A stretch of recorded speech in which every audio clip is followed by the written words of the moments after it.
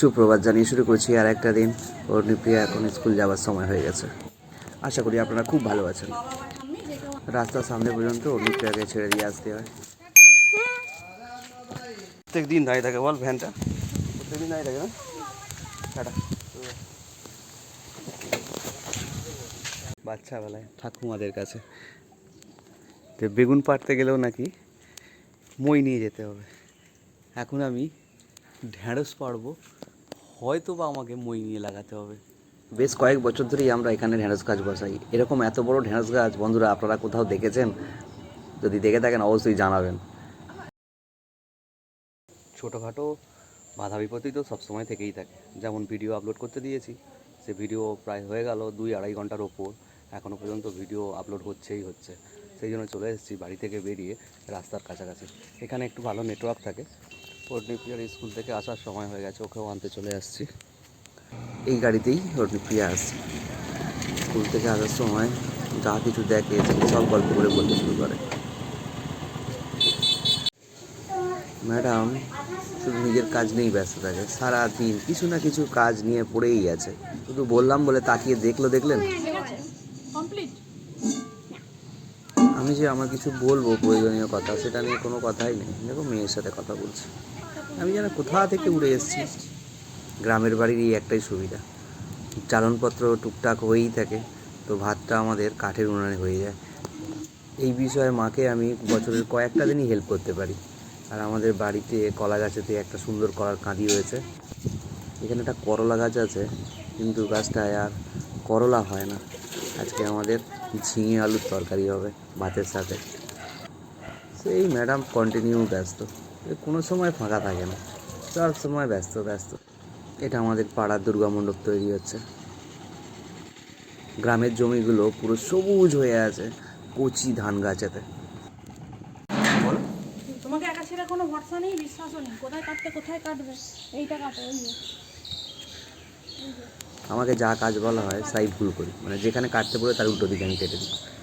বাড়ির সামনের বাঁশঝাড় থেকে কুঞ্চিগুলো সব ঝুলে চলে এসেছে ছাদের দিকে। ওই দেখো হাতের সামনেটাই কি ওরমভাবে প্রেশার নিচে নামালে ভালো কাটা যাবে। সে তুমি গেলে আমি না হয় ওপর থেকে ঠেল দিয়ে তোমার নেমে যাবে, কিন্তু ওটা তুমি কাটাইটা ওরকমভাবে কেউ মারে? চাক্ষুষ প্রমাণ দেখুন, কোথায় কাটতে বলছিল কোথায় কেটে দিলাম, ইচ্ছা করে করলাম নাকি হঠাৎই হয়ে গেল বুঝতে পারলাম না। বাঁশঝাড়ের ঠিক পাশেই আরেকটা গাছ আছে, যে গাছ থেকে পাতা আর ছোটো ছোটো রোঁয়া প্রচুর পড়তে থাকে, খুব ডিস্টার্ব হয়। সেই জন্য এই যে ডালগুলোও কেটে দেবো। যে পাড়ার জঙ্গল সাফ করার দিন, বাড়ির জঙ্গল সাফ করছি।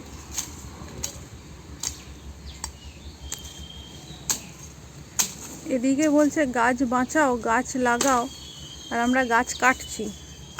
কিছু করার নেই, আমাদের বাড়ির মধ্যে গাছপালা সব ঢুকে যাচ্ছে, তাহলে আমরা থাকবো কি করে? তাই বাধ্য হয়েই গাছের ডাল কেটে দিতে হচ্ছে। আস্তে ঠ্যাংটা ধর না। আমি কি করে ধরবো? ইটটা রাখো, ইটটা ডালটা ধরে টেনে হতো না।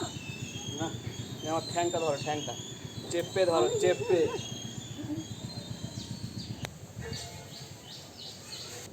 ছেড়ে দিও না, ছেড়ে দিলেই কিন্তু হয়ে যাবে।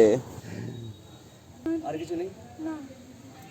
ও হয়তো হাতটা আমার ছেড়ে দেবে না, কিন্তু আমি ভরসা পাচ্ছি না। আরে পুলিশের 3rd ডিগ্রি যে আছে না, তার চেয়েও বেশি কড়া থাকে যখন আমাদের মধ্যে কুস্তি হয়, ঝগড়া হয়, মারপিট হয়। কিন্তু এখন আমি কোনোমতেই ভরসা পাচ্ছি না, ওর হাতটা ধরে আছে আমাকে। মোটামুটি পরিষ্কার করে দিয়েছি, থ্যাংক ইউ। পড়ে গেলে কল পড়ে যেত।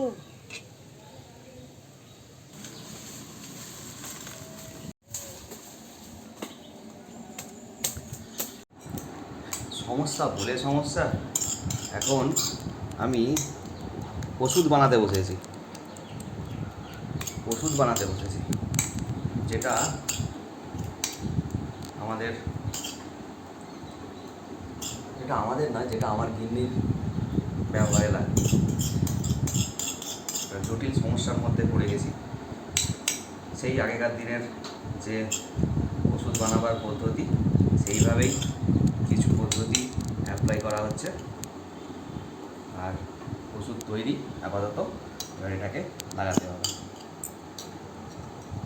দেখো কীরকম অস্বস্তির মধ্যে শুয়ে আছে, খুব কষ্ট পাচ্ছে। কাশি পেলে কাশবে না। হ্যাঁ, আজকে সিজন হয়েছে, কাল থেকে সর্দি কাশি। যেই বলছে আমার কাশি হচ্ছে, বলছে কাশি পেলে কাশবে না। আরে কাশবে না তো কাশিটা রাখবো কোথায়? কাশি কখনো চেপে থাকা যায়? চুল কাচ্ছে বুঝতে পারছি, তো বলছে চুল যাবে না। বড় ডাক্তার। এখানে একটা পুঁই গাছ আছে, এই পুঁই গাছটা হচ্ছে না, বৃষ্টিতেও নষ্ট হয়ে যাচ্ছে, আর এখানেও মাচা নেই। তাই এই গাছের ডালটাকে এখানে একটুখানি সেটিং করে লাগিয়ে দেবো। এখানে বিভিন্ন রকম শীতের সবজি হবে, কিন্তু এই গাছের ডালটা আমি কোথায় লাগাবো সেটা আমি ঠিকঠাক আইডিয়া করে উঠতে পারছি না। ক্যামেরাটা গিয়েছিল পড়ে। এবার এই গাছের যে লতাগুলো আছে এইগুলোকে আমাকে তুলে দিতে হবে এই যে গাছের ডালটা আমি যেখানে বসালাম সেই জায়গাতে, তাহলে গাছের গ্রোথটা আরও ভালো হবে। আপনারা যারা পুঁই শাক পছন্দ করেন তারা অবশ্যই কমেন্ট করে জানাবেন পুঁই শাক আপনাদের কেমন লাগে। পুঁই গাছে যখন বীজ আসে সেই বীজ দিয়েও তরকারি করা হয়, সেটাও নাকি খুব সুন্দর লাগে খেতে। আমার তো খুব ভালোই লাগে, সেই কারণেই আমি এই গাছের যত্ন করছি। ভেষজ উপাদান হিসাবে পুঁই গাছ নাকি খুবই উপকারী গাছ। গত 3 দিন ধরে যে এত বৃষ্টি হলো তার কোনো বিন্দুমাত্র প্রমাণ পাওয়া যাচ্ছে না, এত রোদের তাপ।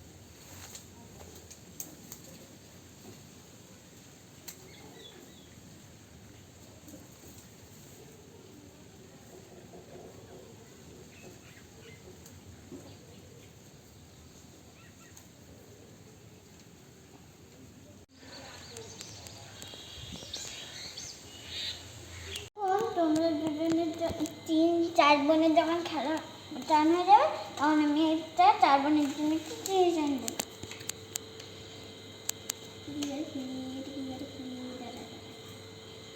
ফার্স্টে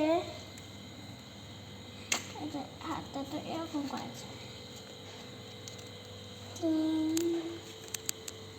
হয়ে গেল? 4টে বোন কই? হ্যাঁ, 4 বোন কই? 4 বোন। এই হলো 1 বোন, এই হলো 1 বোন, এই হলো 1 বোন, এই হলো 1 বোন। 4 বোন। আর তুমি কে? আমি মা। কাজে?